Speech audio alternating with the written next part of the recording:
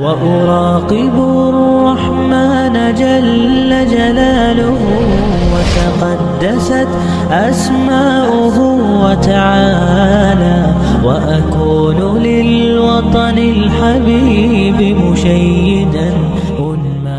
اللہ کے نبی صلی اللہ علیہ وسلم نے اس حدیث مبارک میں 7 قسم کے لوگوں کا تذکرہ کیا ہے، 7 قسم کے لوگوں کے بارے میں بیان کر دیا ہے کہ یہ 7 قسم کے لوگ ایسے ہیں جو کل قیامت کے روز اللہ رب العالمین کے عرش کے سائے کے نیچے ہوں گے۔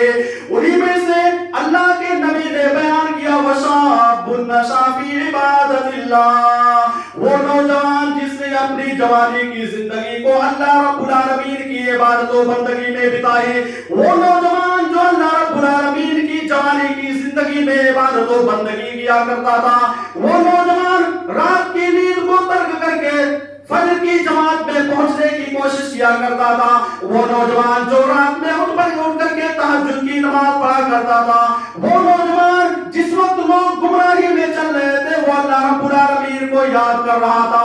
ایسے نوجوان کے بارے میں میرے آقا جناب محمد رسول اللہ صلی اللہ علیہ وسلم نے بیان کر دیا۔ کیا بیان کیا؟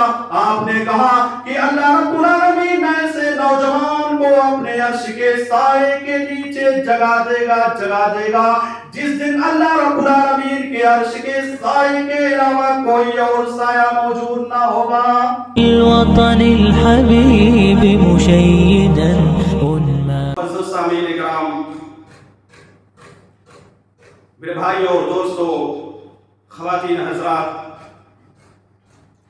آج میں آپ حضرات کے سامنے جس موضوع پر گفتگو کرنا چاہتا ہوں، جس موضوع کو، جس عنوان کو آپ کے سامنے پیش کرنا چاہتا ہوں، وہ ہے مثالی نوجوان کون۔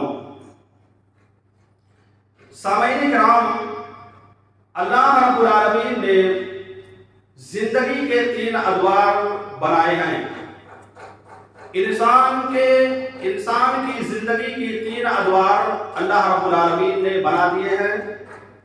ان میں سے پہلا دور ہے بچپنے کا، دوسرا دور جوانی کا، تیسرا دور بڑھاپے کا۔ لیکن ان تینوں ادوار میں سے، ان تینوں دور میں سے سب سے بہتر دور جو نبی صلی اللہ علیہ وسلم نے بیان کیا ہے وہ جوانی کا ہے۔ یقیناً یہ جوانی انتہائی عظیم نعمت ہے، یہ جوانی بہت ہی انمول تحفہ ہے، یہ جوانی اللہ رب العالمین کی طرف سے دی گئی بہت ہی بہترین تحفہ ہے جسے ہم اور آپ کو قبول کرنا چاہیے۔ ایک انسان جب وہ اپنی جوانی کی زندگی میں ہوتا ہے تو اس جوانی کی زندگی میں وہ کام کر سکتا ہے جو بڑھاپے میں چل کر کے نہیں کر سکتا ہے۔ کیوں؟ اس لیے کہ جب انسان بڑھاپے کی عمر کو پہنچ جاتا ہے تو بڑھاپے کی عمر میں بہت ساری پریشانیاں اس کے اوپر آنے لگتی ہیں۔ جسمانی طور پر بھی اس کے اوپر بیماریاں آنے لگتی ہیں، وہ کئی طریقے کی بیماری میں مبتلا ہو جاتا ہے، کئی طرح کی بیماریوں کا وہ انسان سامنا کرنے لگتا ہے۔ اسی لیے جوانی کی انتہائی زیادہ اہمیت ہے۔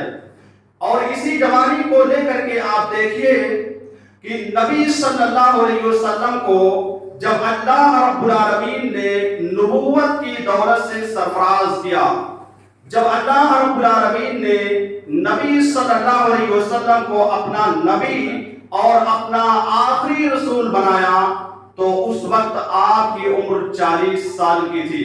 گویا کہ 40 سال کے نبی صلی اللہ علیہ وسلم نوجوان انسان تھے۔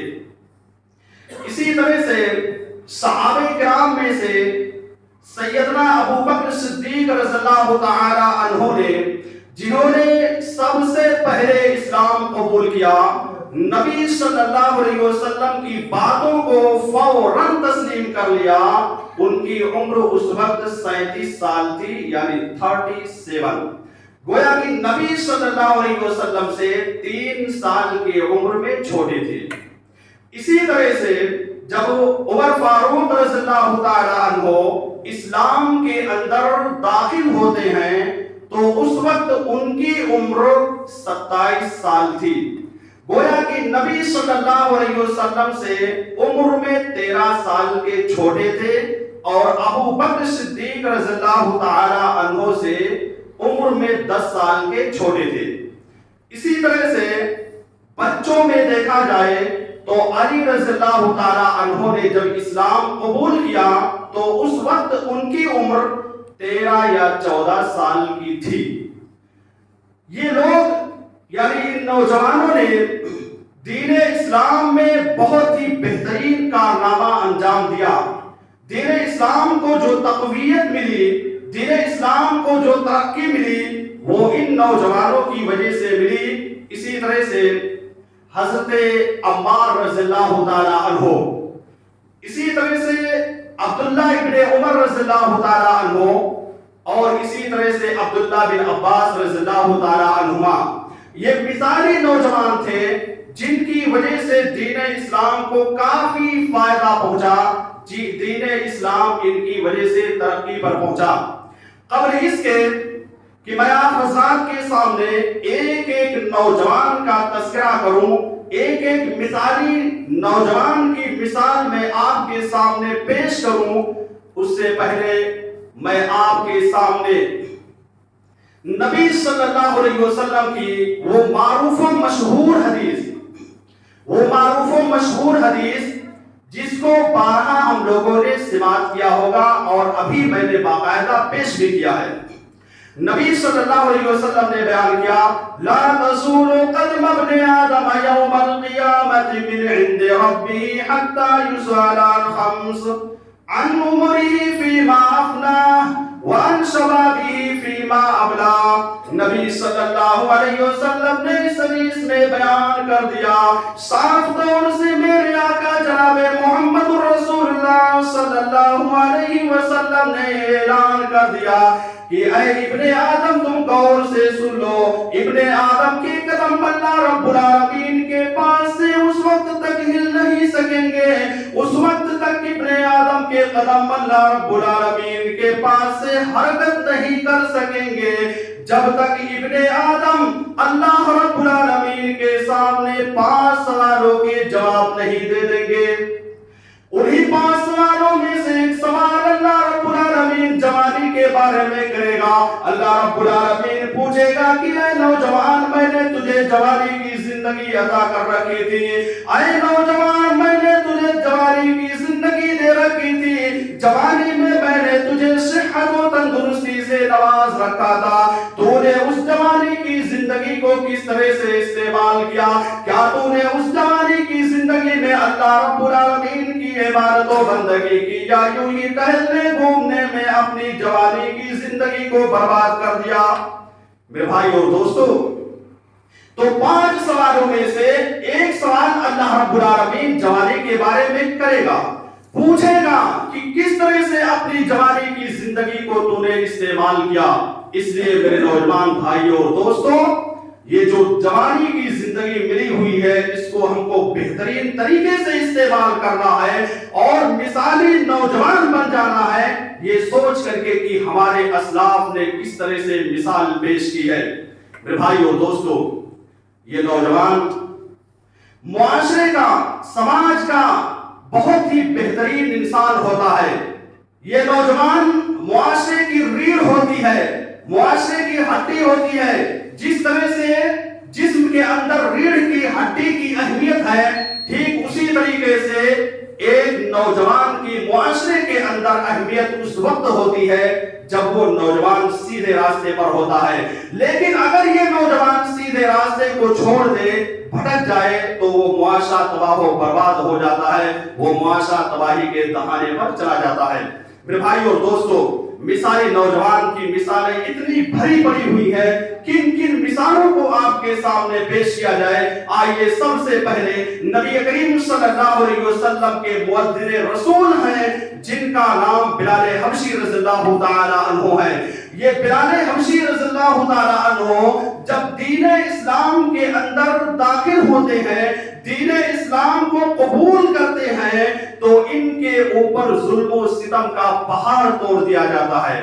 بلال حبشی رضی اللہ تعالیٰ عنہ کو انتہائی زیادہ تکلیف دی جاتی ہے، ستائی جاتی ہے، عرب کے گرم ریت میں لٹا دیا جاتا ہے، سلا دیا جاتا ہے، اور اوپر سے بھاری بھرکم پتھر کو رکھ دیا جاتا ہے، اور یہ کہا جاتا ہے کہ اے بلال تم کسی کو جھیلتے رہو۔ بلال حبشی رضی اللہ تعالیٰ عنہ اس جگہ پر موجود ہو کر کے باقاعدہ یہ کہتے تھے کہ میں محمد کے دین کو کبھی چھوڑ نہیں سکتا، میں محمد کے دین سے کبھی سمجھوتا نہیں کر سکتا، میں محمد رسول اللہ صلی اللہ علیہ وسلم کے شیدائی ہوں، میں اسلام کی سے محبت کرتا ہوں، میرے دل کے اندر میرے آقا کی محبت انتہائی زیادہ ہے۔ ساری تکلیفیں بلال حبشی رضی اللہ تعالیٰ عنہ جھیل جاتے ہیں، لیکن اس کے باوجود کبھی بھی وہ اسلام سے سمجھوتا نہیں کرتے ہیں۔ میرے بھائیو دوستو، یہ مثالی نوجوان ہیں، یہ بلال حبشی رضی اللہ تعالیٰ عنہ انتہائی زیادہ بے مثال نوجوان ہیں، جنہوں نے ساری تکلیفیں برداشت کر لی، سب کچھ جھیل لیا، لیکن انہوں نے کبھی بھی اپنے توحید کے ساتھ، عقیدے کے ساتھ، دین اسلام کے ساتھ سمجھوتا نہیں کیا۔ اس لیے میرے نوجوان دوستو، ہمیں کبھی بھی دین اسلام کے ساتھ سمجھوتا نہیں کرنا ہے، کبھی بھی ہمیں شرک سے سمجھوتا نہیں کرنا ہے۔ جو شرک ہے اس کو ہمیں ڈنکے کی چوٹ پر کہنا ہے کہ یہ شرک ہے، جو غلط ہے اس کو ہمیں یہ کہنا ہے کہ یہ غلط ہے، ہم اس کو غلط مانتے ہیں۔ میرے بھائیو اور دوستو، مثالی نوجوانوں کی مثال بالکل بھری پڑی ہوئی ہے۔ مثالی نوجوان حضرت خباب بن ارت رضی اللہ تعالیٰ عنہ ہے۔ حضرت خباب بن ارت رضی اللہ تعالیٰ عنہ یہ بھی مثالی نوجوان ہے۔ حضرت خباب بن ارت رضی اللہ تعالیٰ عنہ کے بارے میں بیان کیا جاتا ہے، یہ خباب بن ارت رضی اللہ تعالیٰ عنہ جب دین اسلام کے اندر داخل ہوتے ہیں، دین اسلام کی دولت سے مالا مال ہوتے ہیں، اسلام کے کلمے کو پڑھتے ہیں، اسلام میں داخل ہو جاتے ہیں، تو یہ دشمنان اسلام خباب بن ارت رضی اللہ تعالیٰ عنہ کے پیچھے پڑ جاتے ہیں، ان کو انتہائی زیادہ تکلیف دیتے رہتے ہیں۔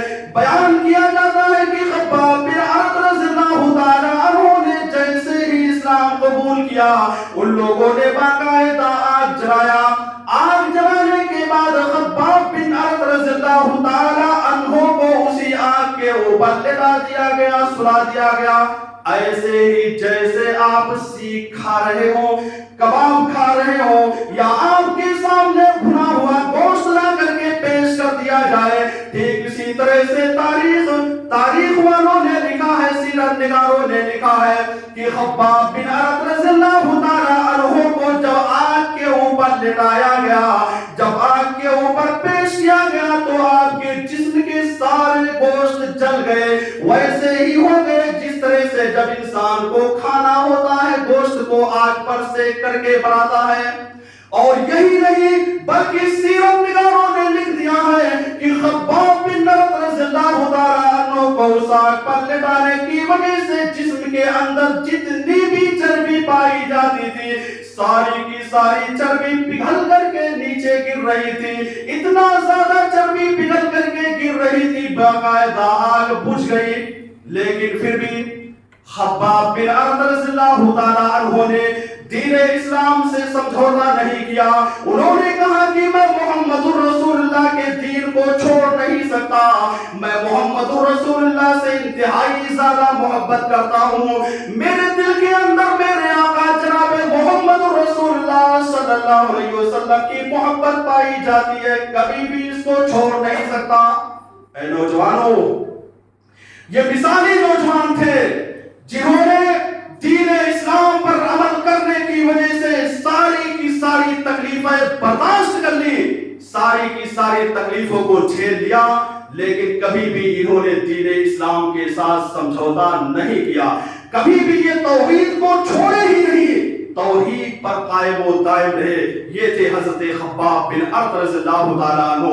اسی طرح سے حضرت خبیب رضی اللہ تعالیٰ عنہ کا واقعہ آتا ہے کہ حضرت خبیب رضی اللہ تعالیٰ عنہ جب دین اسلام کے اندر داخل ہوتے ہیں، جلاد باقاعدہ محنت کر رہے ہیں، تکلیفیں دے رہے ہیں اور یہ کہہ رہے ہیں کہ اے خبیب رضی اللہ تعالیٰ عنہ تم دین اسلام کو چھوڑ دو، تم محمد رسول اللہ صلی اللہ علیہ وسلم کو ترک کر دو، تم محمد رسول اللہ سے دور ہو جاؤ.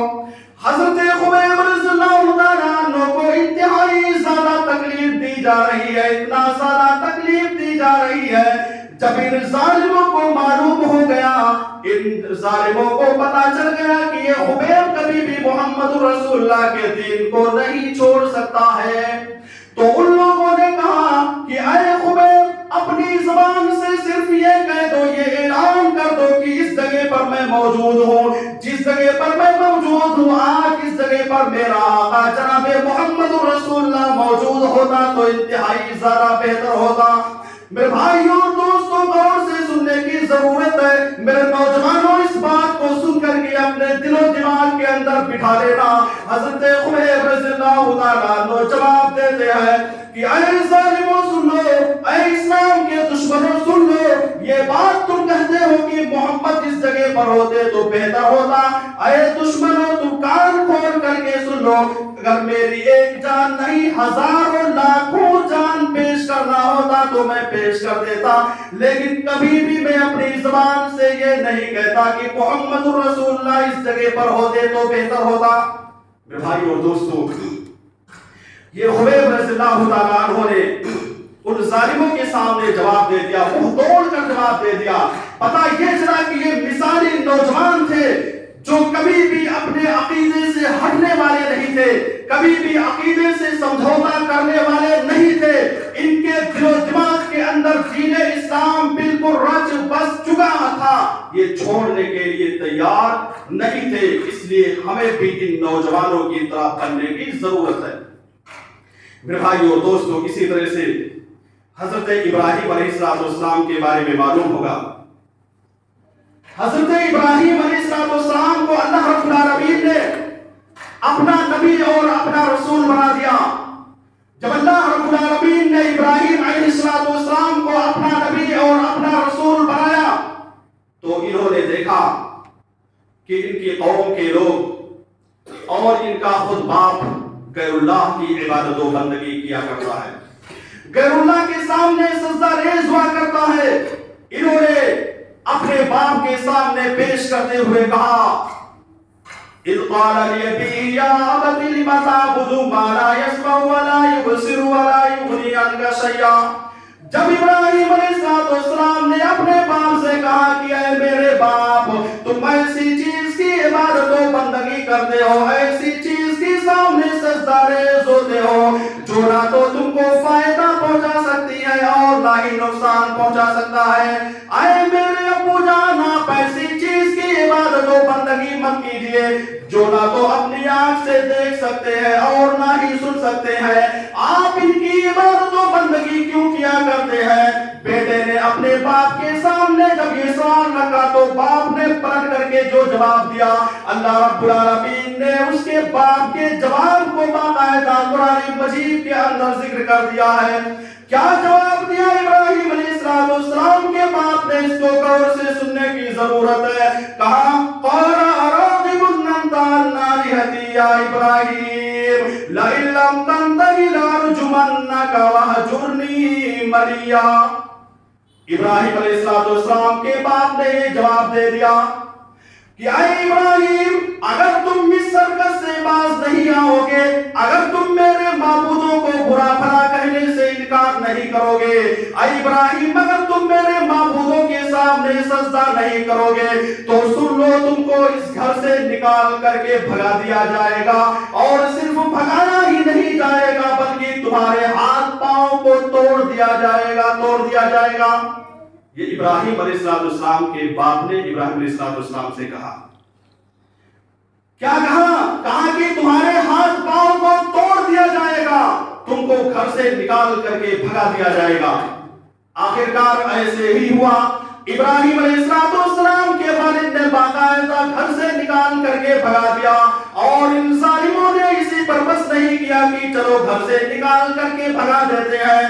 اس وقت کا جو ظالم بادشاہ تھا نمرود، اس نے بھی اور پوری قوم کے لوگ لگ کر کے باقاعدہ ابراہیم علیہ السلام کو اور زیادہ تکلیفیں دینے لگے۔ آگ کو روشن کیا گیا، آگ کو جلایا گیا، ابراہیم علیہ السلام کو اس آگ کے اوپر لٹا دیا گیا، اس آگ کے اوپر ابراہیم علیہ السلام کو لٹا دیا گیا۔ وہ آگ اتنی زیادہ سخت تھی، اس کی لپٹ اتنی زیادہ تھی کہ وہ آسمانوں سے باتیں کر رہی تھی۔ ابراہیم علیہ السلام کو باقاعدہ اس میں ڈالنے کے لیے منجنیق کا سہارا لینا پڑا۔ منجنیق کے ذریعے سے ابراہیم علیہ السلام کو آگ میں ڈالا گیا، اتنی لپٹ تھی۔ لیکن جب ابراہیم علیہ السلام کو آگ کے اندر داخل کیا گیا، اللہ رب العالمین کی طرف سے آواز آتی ہے، رب العالمین نے کہا، اس کا نقشہ قرآن مجید کے اندر کھینچ دیا ہے، یا نار کونی بردا و سلاما علی ابراہیم۔ اللہ رب العالمین نے کہہ دیا کہ اے آگ تو ابراہیم علیہ السلام پر ٹھنڈی اور سلامتی والی ہو جا۔ اللہ رب العالمین نے ابراہیم علیہ السلام کی جان بچا لی۔ کیوں بچا لی؟ اس لیے کہ یہ عقید توحید پر ثابت قدمی سے ڈٹے رہے۔ یہ ابراہیم علیہ السلام باقاعدہ توحید کی مشن کو تھامے رہے، انہوں نے کبھی بھی سمجھوتا نہیں کیا۔ آخرکار ان کو آگ کے اندر ڈال دیا گیا اور وہاں پر بھی بچ کر کے نکلے۔ کسی شاعر نے کہا ہے، نارے نمرود میں ڈالے گئے جس وقت خلیل، نارے نمرود میں ڈالے گئے جس وقت خلیل، پھول بن بن کر شراروں نے قدم چوم لیا۔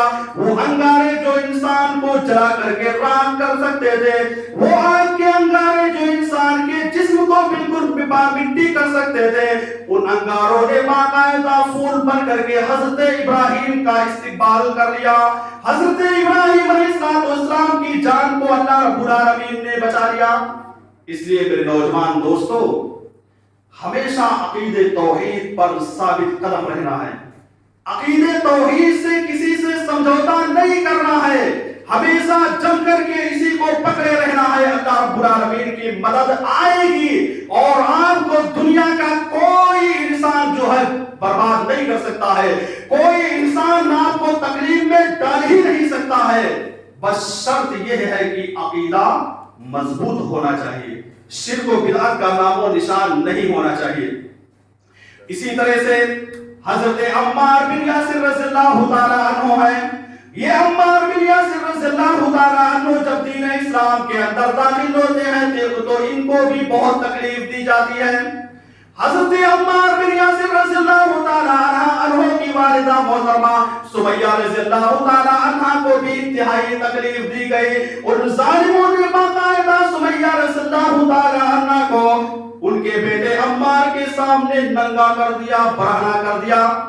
جس طرح سے ایک بیٹا جب پیدا ہوتا ہے، ایک بچہ جب پیدا ہوتا ہے، اس کے جسم کے اوپر کوئی کپڑا نہیں ہوتا ہے، ٹھیک اسی طرح سے سمیہ رضی اللہ تعالی عنہ کو برہنہ کر دیا، ننگا کر دیا۔ اور صرف یہی نہیں بلکہ ننگا کرنے کے بعد سمیہ رضی اللہ تعالی عنہ کے شرمگاہ میں ابو جہل نے تلوار مارا اور مارنے کے بعد دو اونٹوں کو بلایا، ایک کا چہرہ ادھر اور ایک کا ادھر کر کے دونوں کو دونوں طرف چلا دیا، جس کا نتیجہ یہ ہوا کہ پورا جسم جو ہے الگ ہو گیا، جسم کا دو ٹکڑا ہو گیا۔ اس وقت عمار رضی اللہ تعالیٰ عنہ اپنی والدہ کے سامنے موجود تھے، سب کچھ دیکھ رہے تھے۔ آخر بتلائیے وہ کیسے برداشت کر سکتے تھے؟ لیکن عقید توحید پر وہ ثابت قدم تھے۔ وہ اتنی زیادہ تکلیف ابو جہل اور قوم کے لوگ دیا کرتے تھے۔ اللہ کے نبی جناب محمد رسول اللہ صلی اللہ علیہ وسلم کا ایک مرتبہ گزر ہوا، آپ نے جب دیکھا تو کہا صبرن یا آل یاسر ان موعدکم الجنہ، آئے آل یاسر تم صبر کرو، تم صبر صبر کے دامن کو تھامے رکھو، اللہ رب العالمین نے تم سے جنت کا وعدہ کر دیا ہے، اللہ رب العالمین نے تمہارے بارے میں یہ سرٹیفکیٹ نازل کر دی ہے، یہ بتا دیا ہے کہ آل یاسر کے پورے لوگ جنت کے اندر جائیں گے۔ یہ جذبہ تھا دین اسلام پر جمنے کی وجہ سے۔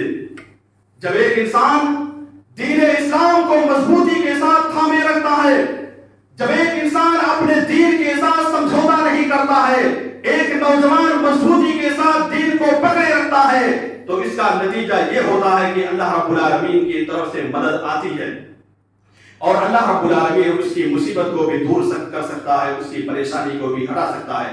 اسی طرح سے حضرت عبداللہ بن مسعود رضی اللہ تعالیٰ عنہ، یہ بھی انتہائی زیادہ نوجوان انسان تھے۔ ان کے بارے میں نبی کریم صلی اللہ علیہ وسلم نے کہا کہ کیا ہی بہتر رہتا اگر عبداللہ بن عمر رضی اللہ تعالیٰ عنہ رات کی نماز پڑھتے۔ رات کی نماز سے مراد تہجد کی نماز، تہجد کی نماز پڑھتے تو کیا ہی بہتر ہوتا۔ یہ نبی صلی اللہ علیہ وسلم نے باقاعدہ عبداللہ بن عمر رضی اللہ تعالیٰ عنہ کے بارے میں بیان کر دیا۔ راوی حدیث بیان کرتے ہیں کہ جب سے عبداللہ بن عمر رضی اللہ تعالیٰ عنہ کے سامنے نبی صلی اللہ علیہ وسلم نے یہ کہا کہ کیا ہی بہتر ہوتا کہ عبداللہ ابن عمر تہجد کی نماز پڑھتے، رات کی نماز پڑھتے، عبداللہ ابن عمر نے کبھی بھی تہجد کی نماز چھوڑا ہی نہیں، اپنا معمول بنا لیا تھا، اپنا دستور بنا لیا تھا۔ یہ مثالی نوجوان تھے جو نبی صلی اللہ علیہ وسلم کی زبان سے کوئی بات سنتے تھے، فوراً اس کو اپنی زندگی میں عملی طور پر نافذ کرنے کے لیے تیار ہو جایا کرتے تھے۔ اسی لیے اللہ کے نبی صلی اللہ علیہ وسلم نے صحیح بخاری کی حدیث میں بیان کر دیا، حضرت ابو ہریرہ رضی اللہ تعالیٰ عنہ بیان کرتے ہیں نبی اکرم صلی اللہ علیہ وسلم نے ارشاد فرمایا، سبعۃ یظلهم اللہ فی ظلہ یوم لا ظل الا ظلہ، الامام العادل وشاب نشا فی عبادۃ اللہ، ورجل قلبه معلق فی المساجد، ورجلان تعابا فی اللہ اجتمعا علیہ، ورجل دعته امرأة ذات منصب وجمال فقال انی اخاف اللہ۔ اللہ کے نبی صلی اللہ علیہ وسلم نے اس حدیث مبارک میں 7 قسم کے لوگوں کا تذکرہ کیا ہے، 7 قسم کے لوگوں کے بارے میں بیان کر دیا ہے کہ یہ 7 قسم کے لوگ ایسے ہیں جو کل قیامت کے روز اللہ رب العالمین کے عرش کے سائے کے نیچے ہوں گے۔ انہی میں سے اللہ کے نبی نے بیان کیا، وشاب نشا فی عبادت اللہ، وہ نوجوان جس نے اپنی جوانی کی زندگی کو اللہ رب العالمین کی عبادت و بندگی میں بتائی، وہ نوجوان جو اللہ رب العالمین کی جوانی کی زندگی میں عبادت و بندگی کیا کرتا تھا، وہ نوجوان رات کی نیند کو ترک کر کے فجر کی جماعت میں پہنچنے کی کوشش کیا کرتا تھا، وہ نوجوان جو رات میں اٹھ کر کے تہجد کی نماز پڑھا کرتا تھا، وہ نوجوان جس وقت لوگ گمراہی میں چل رہے تھے وہ اللہ رب العالمین کو یاد کر رہا تھا۔ ایسے نوجوان کے بارے میں میرے آقا جناب محمد رسول اللہ صلی اللہ علیہ وسلم نے بیان کر دیا۔ کیا بیان کیا؟ آپ نے کہا کہ اللہ رب العالمین ایسے نوجوان کو اپنے عرش کے سائے کے نیچے جگا دے گا جس دن اللہ رب العالمین کے عرش کے سائے کے علاوہ کوئی اور سایہ موجود نہ ہوگا۔ میرے نوجوان دوستو، جس انسان کو سایہ مل جائے تو جنت ملنا اس کے لیے آسانی ہے۔ ظاہر سی بات ہے، ایک چیز مل رہا ہے تو یہ کیوں مل رہا ہے؟ جب اس نے عمل صالح کیا ہے، نیکیاں کیا ہے، تبھی تو دے رہا ہے۔ تو اللہ رب العالمین ایسے نوجوان کو جنت کے اندر داخل کر دے گا۔ یہ اللہ کے نبی صلی اللہ علیہ وسلم نے باقاعدہ اس حدیث کے اندر بیان کر دیا۔ میرے بھائی اور دوستو، مثالی جوانوں کی میں کیا کیا مثالیں بیان کروں، بہت ساری مثالیں بھری پڑی ہوئی ہیں کہ وہ مثالی نوجوان تھے جنہوں نے اللہ رب العالمین کی عبادت و بندگی کی اپنی جوانی کی زندگی کو بہت ہی غنیمت سمجھا۔ میں آپ کے سامنے حضرت یوسف علیہ السلام کا وہ معروف و مشہور واقعہ پیش کرنا چاہتا ہوں جو سبھی لوگوں کو معلوم ہوگا کہ حضرت یوسف علیہ السلام نے اپنی جوانی کی زندگی کو کس طرح سے بتایا تھا، اپنی جوانی کی زندگی میں کیا کیا کارنامے نمایاں انجام دیا تھا۔ حضرت یوسف علیہ السلام نے حضرت یوسف علیہ السلام کے بارے میں اللہ رب العالمین نے کہا وراودته التي هو في بيتها عن نفسه وغلقت الابواب وقالت هيت لك قال معاذ الله انه ربي احسن مثواي انه لا يفلح الظالمون. حضرت یوسف علیہ السلام جس گھر کے اندر رہا کرتے تھے عزیز مصر کی بیوی نے کہا کہ اے یوسف آؤ میرے قریب آ جاؤ، اے یوسف آؤ میرے جال میں پھنس جاؤ، اے یوسف آؤ میرے ساتھ بدکاری کر لو. حضرت یوسف علیہ السلام کو عزیز مصر کی بیوی بہکا رہی ہے. عزیز مصر کی بیوی چاہتی ہے کہ یوسف کو اپنے اندر میں کر لے، یوسف کو اپنے سے قریب کر لے. حضرت یوسف علیہ السلام کے بارے میں اللہ نے قرآن مجید کے اندر نقشہ کھینچ کر کے بیان کر دیا ہے. کیا بیان کیا؟ اللہ رب العالمین نے کہا وَلَقَدْ هَمَّتْ بِهِ وَهَمَّ بِهَا لَوْلَا أَن رَّأَىٰ بُرْهَانَ رَبِّهِ کہ یوسف علیہ السلام نے باقاعدہ عزم و ارادہ کر لیا تھا برائی کرنے کا، اور وہ عورت بھی عزم و ارادہ کر لی تھی برائی کرنے کی، لیکن یوسف علیہ السلام نے اللہ رب العالمین کے برہان کو یاد کیا، اللہ رب العالمین کے دلیل کو یاد کیا، اللہ رب العالمین کی نعمتوں کو یاد کیا. وہ یوسف جن کو ان کے بھائیوں نے لے جا کر کے کنویں کے اندر ڈال کر کے چلے آئے تھے، کنویں سے اللہ رب العالمین نے نکلوایا، پھر مصر کے مارکیٹ میں لے جا کر کے ان کو بیچوا دیا، فروخت کرا دیا. اس کے بعد وہ دھیرے دھیرے بادشاہ مصر کے دربار میں پہنچ جاتے ہیں. اللہ رب العالمین باقاعدہ یوسف علیہ السلام کو بادشاہ سے نواز دیتا ہے، حکومت ادا کر دیتا ہے. یوسف علیہ السلام نے باقاعدہ اس کو یاد کیا کہ میرے اللہ نے میرے اوپر بہت نعمتیں کر رکھی ہے، اللہ نے مجھے طرح طرح کی آزمائشوں سے بچا کر کے رکھا ہے، میں اللہ رب العالمین کی نافرمانی نہیں کر سکتا. تو یوسف علیہ السلام اس برائی سے دور رہ گئے. کیوں دور رہے؟ اللہ رب العالمین کی اس نعمت کو یاد کر کے کہ اللہ رب العالمین نے میرے ساتھ کتنی نعمتیں دی ہیں، میں اس نعمت کو کبھی بھی جو ہے برباد نہیں کر سکتا. اس نعمت کا ہر حال میں مجھے شکر ادا کرنا ہے. تو مثالی نوجوان یہ تھے کہ جو برائی کے قریب وہ عورت پہنچی ہوئی تھی، برائی کروانا ہی چاہتی تھی، لیکن یوسف علیہ السلام نے اپنے دامن کو بچا کر کے پوری دنیا کے لوگوں کو، قیامت کی صبح تک آنے والے انسانوں کو یہ پیغام دے دیا، یہ میسج دے دیا کہ انسان کے دل کے اندر اگر اللہ رب العالمین کا تقوی اور پرہیزگاری پائی جاتی ہے تو وہ انسان برائی نہیں کر سکتا ہے. یہ یوسف علیہ السلام نے درس دیا. اس لیے نوجوانوں ان سارے لوگوں کو اپنی زندگی میں آئیڈیل اور نمونہ بناؤ کہ انہوں نے کس طرح سے اپنی جوانی کی زندگی کو بتایا ہے، کس طرح سے انہوں نے اپنی جوانی کی زندگی کو قوم کے سامنے پیش کرنے کے لیے کہا ہے اور کیا بھی ہے. اسی طرح سے مثال نوجوان کی ایک بہت ہی بہترین مثال دی جاتی ہے حضرت برصد غنوی رضی اللہ تعالیٰ عنہ. حضرت برصد غنوی رضی اللہ تعالیٰ عنہ یہ دین اسلام کے اندر داخل ہوتے ہیں، نبی صلی اللہ علیہ وسلم کی دعوت سے متاثر ہو کر کے اسلام کے اندر داخل ہوتے ہیں، اسلام میں آ جاتے ہیں. یہ برصد غنوی رضی اللہ تعالیٰ عنہ جیسے ہی اسلام قبول کرتے ہیں، اسلام قبول کرنے کے بعد مدینے سے مکہ چلے جاتے ہیں. چونکہ اس وقت مکے کے اندر بہت سارے مسلمان ایسے تھے جو قیدی بنا کر کے باندھے گئے تھے، جن کو کفار و مشرکین نے اپنے پاس باندھ رکھا تھا. برصد غنوی رضی اللہ تعالیٰ عنہ رات کی تاریکی میں نکل جاتے ہیں، مکے کے اندر جاتے ہیں اور مسلمان قیدیوں کو چھڑانے کی کوشش کرتے ہیں. وہ برصد غنوی رضی اللہ تعالیٰ عنہ جب مکے کے اندر پہنچتے ہیں، وہ عورت جس سے برصد غنوی رضی اللہ تعالیٰ عنہ کا پہلے سے تعلق تھا، یعنی زمانے جاہلیت میں اسلام کے قبول کرنے سے پہلے وہ ساری چیزیں برصد غنوی رضی اللہ تعالیٰ عنہ اس عورت کے ساتھ کیا کرتے تھے جو اسلام لانے کے بعد جائز نہیں ہے. حضرت برصد غنوی رضی اللہ تعالیٰ عنہ کو جب وہ عورت دیکھتی ہے جس کا نام اناق ہے، اس نے کہا کہ اے برصد آ جائیے، ہو لیا جائے، رات کی تاریکی ہے، کوئی دوسرا دیکھنے والا نہیں ہے، کسی کی نگاہ ہم لوگوں کے اوپر نہیں پڑے گی. حضرت برصد غنوی رضی اللہ تعالیٰ عنہ نے کہہ دیا اے اناق سن لے، اے اناق اپنے کان کو کھول کر کے हूँ। आइए ना सुन ले, दीन इस्लाम मेरे दिल के अंदर बैठ गया है, मोहम्मद रसूलुल्लाह की मोहब्बत मेरे दिल के अंदर आ गई है। अल्लाह रब्बुल आलमीन की मैं इबादत बंदगी करने लगा हूँ। मैं इस बुराई के करीब नहीं जा सकता, मैं इस बुराई को कर नहीं सकता।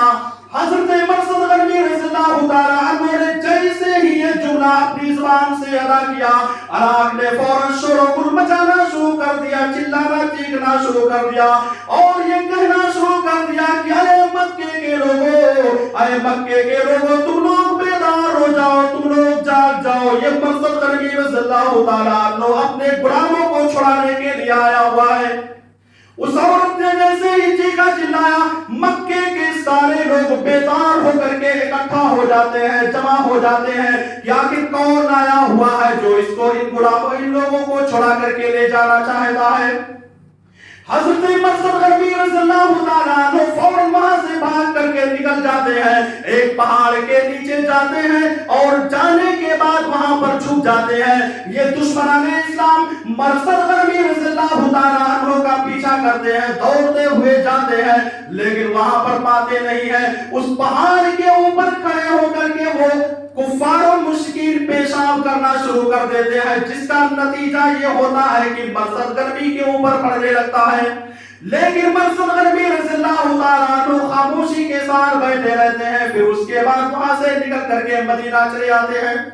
ये मिसाली नौजवान थे जिन्होंने अल्लाह रब्बुल आलमीन की रज़ामंदी को हासिल करने के लिए, उसकी खुशनुदी को हासिल करने के लिए बुराई को तर्क कर दिया, बुराई को छोड़ दिया। ऐ नौजवानों, हमें भी बुराई को तर्क कर देना है, छोड़ देना है। आपके सामने असहाबे कहफ का वाक़या बहुत ही मारूफ और मशहूर वाक़या है। कुरान मजीद के अंदर अल्लाह रब्बुल आलमीन ने बाकायदा इसको जिक्र कर दिया है। वो असहाबे कहफ जो अपने गांव से निकल करके जाते हैं, एक जंगल में अल्लाह रब्बुल आलमीन की इबादत और बंदगी किया करते हैं। वो असहाबे कहफ जंगल में जाकर अल्लाह रब्बुल आलमीन को याद करते हैं। जब इनकी कौम को मालूम हुआ, यानी असहाबे कहफ के कौम के लोगों को मालूम हुआ कि यहाँ के तकरीबन 9 या 10 अफराद थे जो जंगल के अंदर जाकर अल्लाह रब्बुल आलमीन की इबादत और बंदगी करते हैं, इनकी कौम के लोगों ने बादशाह वक्त से जाकर के शिकायत कर दिया और यह कह दिया कि बादशाह, तुमको मालूम होना चाहिए चंद अफराद ऐसे हैं, तकरीबन 9 लोग हैं जो जंगल में जाकर के अल्लाह रब्बुल आलमीन की इबादत और बंदगी करते हैं। वो लोग हमारे माबूदों के सामने सजदा नहीं करते, हमारे माबूदों की बुराई करते हैं। बादशाह ने हुक्म दिया कि जाओ उन लोगों को पकड़ करके लाओ। वो लोग जाते हैं और असहाबे कहफ को ला करके बादशाह के दरबार में पेश किया जाता है, हाजिर किया जाता है। लेकिन उनकी गैरत तो देखिए, इन लोगों ने जब बादशाह वक्त ने सवाल किया कि अरे लोगों बतलाओ, आखिर तुम मेरे माबूदों की इबादत क्यों नहीं करते हो, आखिर तुम अल्लाह की इबादत क्यों करते हो, उन नौजवानों ने खुल करके ऐलान कर दिया कि मेरे दिल के अंदर दीन इस्लाम दाखिल हो चुका है, मेरे दिल के अंदर दीन इस्लाम की दौलत आ चुकी है, मैं दीन इस्लाम के अंदर दाखिल हो गया हूँ, मैं एक अल्लाह रब्बुल आलमीन की इबादत और बंदगी करूंगा, उसके अलावा किसी की इबादत और बंदगी नहीं करूंगा। ये असहाबे कहफ ने जाकर के बादशाह के सामने ऐलान कर दिया। वो बादशाह जिसकी पूरी हुकूमत थी और कौम के सारे लोग दुश्मन हो गए थे, लेकिन इसके बावजूद बाकायदा इन्होंने वहां जाकर के ऐलान कर दिया। मेरे भाई और दोस्तों, मेरे नौजवानों, ये असहाबे कहफ थे, ये नौजवान थे जो अपनी बस्ती को छोड़ करके जंगल के अंदर जाकर के अल्लाह रब्बुल आलमीन की इबादत और बंदगी करने के लिए तैयार हो गए थे, राजी हो गए थे, वहां पर इबादत और बंदगी कर रहे थे। आज हमारे नौजवानों की हालत ये है, आज हमारा नौजवान अपने घरों के अंदर सोया रहता है, फजर की नमाज पढ़ने के लिए नहीं आता है। आज हमारा नौजवान अपने घरों में मौजूद रहता है। आज कोई बंदिश नहीं है, मस्जिदें खुली हुई हैं, मस्जिदों के दरवाजे खुले हुए हैं, पांचों वक्त की सदाएं आवाजें बाकायदा नौजवान के कानों में बाकायदा पहुंचती है। लेकिन इसके बावजूद आज हमारे नौजवानों की हालत यह है कि ये नौजवान अल्लाह रब्बुल आलमीन की इबादत और बंदगी से दूर भाग रहा है। یہ نوجوان اللہ رب العالمین کی عبادت و بندگی نہیں کرنا چاہتا ہے۔ میرے بھائیوں اور دوستو، یاد رکھنا نوجوانوں، سبھی لوگوں کو اللہ رب العالمین کے سامنے جواب دینا پڑے گا۔ عمر کے بارے میں جب اللہ رب العالمین سوال کرے گا، جوانی کے بارے میں کرے گا، بڑھاپے کے بارے میں کرے گا، ایک ایک پل کے بارے میں اللہ تبارک و تعالیٰ کے سامنے جواب دہ ہونا پڑے گا۔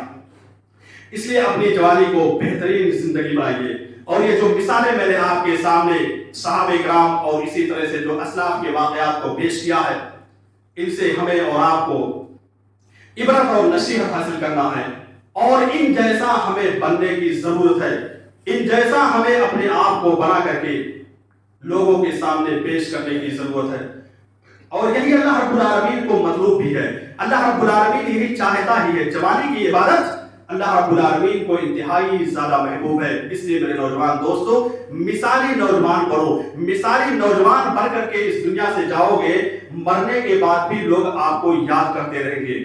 لوگ آپ کو یاد کریں گے کہ یہ نوجوان فلاں ایسے تھے جو اللہ رب العالمین کی عبادت و بندگی پانچوں وقت کیا کرتے تھے، کہیں بھی رہے ہر حال میں اللہ تبارک و تعالیٰ کو یاد کیا کرتے تھے، کبھی بھی اللہ رب العالمین کو بھولا نہیں کرتے تھے۔ ایسا لوگ جو ہے آپ کے مرنے کے بعد بھی مثال دیں گے۔ لیکن اگر آپ غلط راستے پر چلیں گے تو اللہ رب العالمین جو ہے غلط راستے پر چلنے کی وجہ سے آپ کو سزائیں بھی دے گا۔ اللہ رب العالمین غلط راستے پر چلنے کی وجہ سے باقاعدہ جہنم کے اندر بھی بھیج سکتا ہے، اور دنیا کے لوگ بھی آپ کو برا ہی کہیں گے۔ اللہ رب العالمین سے دعا ہے کہ الہ العالمین ہم تمام لوگوں کو مثالی نوجوان بننے کی توفیق عطا فرما۔ الہ العالمین ہم تمام لوگوں کو صحابہ کرام کے نقش قدم پر چلنے کی توفیق عطا فرما۔ الہ العالمین ہم نے جو بھی واقعات آپ کے سامنے پیش کیے ہیں، ہم تمام لوگوں کو ان سارے واقعات کو اپنی زندگی میں رکھ کر انہی کے مطابق عملی طور پر نافذ کرنے کی توفیق عطا فرما۔ الہ العالمین ہمارا جو نوجوان آج سیدھے راستے سے بھٹکا ہوا ہے، الہ العالمین اس نوجوان کو سیدھے راستے پر چلنے کی توفیق عطا فرما۔